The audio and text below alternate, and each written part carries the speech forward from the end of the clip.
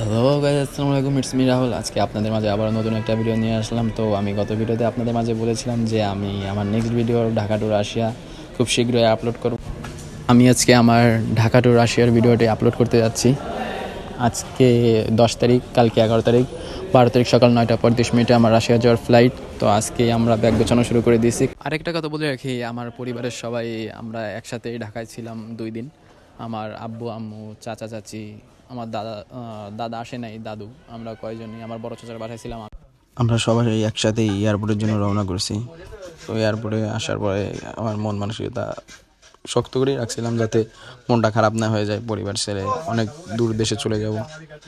আর এটা হলো সেই মোমেন্ট যখন আমার নিজেকে অনেকটা সামলাতে হয়েছিল। আমি হাসি খুশিভাবেই সবাইকে বিদায় দিয়ে এয়ারপোর্টের ভিতরে ঢুকে যাইতেছিলাম। এয়ারপোর্টে ঢোকার পরে আমাকে অনেকটা টাইম অপেক্ষা করতেছিল, কারণ আমার ফ্লাইট ছিল সকাল 9টা 35-এ। আমি টিকিট চেক ইন করে ইমিগ্রেশন কমপ্লিট করার পর টিকিটের বোর্ডিং টাইমের জন্য অপেক্ষা করতেছিলাম। এখানে টিকিট বোর্ডিং কমপ্লিট করার পর আমি আমার এয়ারক্রাফটের কিছুটা দূরেই ছিলাম। এয়ার আরেবিয়া, এটা প্রথমে শারজা যাবে। আমার 4টা বিমান পাল্টাইতে হবে আমার গন্তব্যস্থলে যাইতে মস্কো যাওয়া পর্যন্ত আমার 2টা এয়ারক্রাফট পাল্টাইতে হবে। তারপরে আরও 2টা ফ্লাইট দিতে হবে আমাকে। প্রথমে আমরা Bangladesh to Sharjah to Moscow যাব। বিমানে ওঠার আগে আমি শেষবারের মতো আমার সুন্দর দেশটাকে আরেকটু ভালো করে দেখে নিলাম। এই যে আমার বিমান, এয়ার আরেবিয়া। লাইফে ফার্স্ট টাইম বিমানে উঠলাম। সবার মতো আমারও একটু শখ ছিল জানলার কাছে সিট নিব, তা ভাগ্যক্রমে এটা পেলাম না। তাও পাশের জন খুবই ফ্রেন্ডলি ছিল। আমি শারজা পর্যন্ত বেশ কয়েকটা ভিডিও করছিলাম, তা ভালো ভালো ভিডিওগুলো এখানে দিয়ে দিলাম। শারজা আমি ভিডিও করতে পারি নাই, কারণ ওখানে অনেক নিয়মকানুন আছে। শারজা থেকে আবার যখন আমি বিমানে উঠি তখন 2-একটা ভিডিও করছিলাম। এই যে শারজা, অধিকাংশ বিমান এয়ার আরেবিয়া। তো আমার শারজা থেকে আরেকটা ফ্লাইট ছিল শারজা টু মস্কো। তো আমরা সেই বিমানের জন্য আবার চলে আসছি। এখানে আমাদের যে পিছনে রাশিয়ান, এখানে শারজার থেকে মস্কো সবই রাশিয়ান। আমরা হাতে গোনা কয়েকজন বাঙালি ছিলাম এবং তাজিকিস্তান এবং কাজাকিস্তানের কয়েকজন ছিল।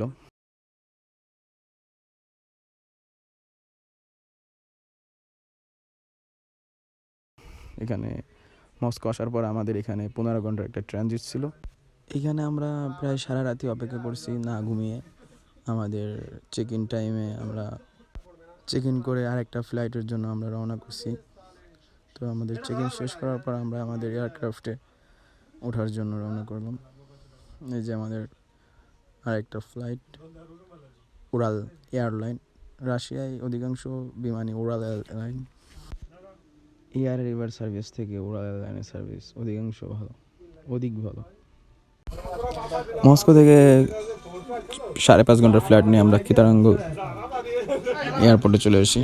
এখানেও আমাদের প্রায় 3.5 ঘন্টার একটা ট্রানজিট ছিল। এই ট্রানজিট শেষ করে আমরা অন্য একটি ফ্লাইটে উঠি, এটাও উড়াল এয়ারলাইন। এখান থেকে আমাদের প্রায় 6 ঘন্টার একটা ফ্লাইট ছিল। এখানে আমরা ব্লাকো সিটিতে পৌঁছে যাই, আমাদের গন্তব্যস্থল। ব্লাকো এয়ারপোর্টে আমাদের বাসের জন্য বেশ খানিকটা সময় অপেক্ষা করতে হয়েছিল। তো আমরা এই টাইমটাতে এখানকার আবহাওয়া উপভোগ করতেছিলাম। এখানে আমরা রেস্টুরেন্টে খাওয়া দাওয়া করি এবং রেস্টুরেন্টের বাইরে থেকে এয়ারপোর্টের দৃশ্যটা আমরা ভিডিও করি। তো আমাদের কোম্পানির বাস চলে আসার পর আমরা কোম্পানির বাসে উঠে গিয়ে আমাদের গন্তব্যের জন্য রওনা করি। তো এই কোম্পানি বাসে ওঠার আগে আমরা এয়ারপোর্টের বাইরের আরেকটা ভিডিও করি। বাসের কোয়ালিটি অনেকটা ভালো, অনেকটা কি অধিক ভালো। আমাদের দেশের বাসের মতো না। আমাদের দেশের হাই কোয়ালিটির বাসের এখানে লোকাল বাস প্রায় সেম। এখানে মনে করেন বাসের কোয়ালিটি অনেক ভালো। আর আমি এখানে এসেছিলাম গরমকালেও এখানে -10-20 থাকে, আর শীতকালে এখানে -30-40 প্লাস উঠে যায়। তো এটা তেমন একটা সমস্যা হয় না যদি আপনার মন মানসিকতা শক্ত থাকে। আপনি শীতকে সহ্য করার মতো মন মানসিকতা এখানে দেশে নিয়ে আসেন, তাহলে আপনি এখানে সার্ভাইভ অবশ্যই করতে পারবেন। শীত হইলেও তেমন একটা সমস্যা হয় না।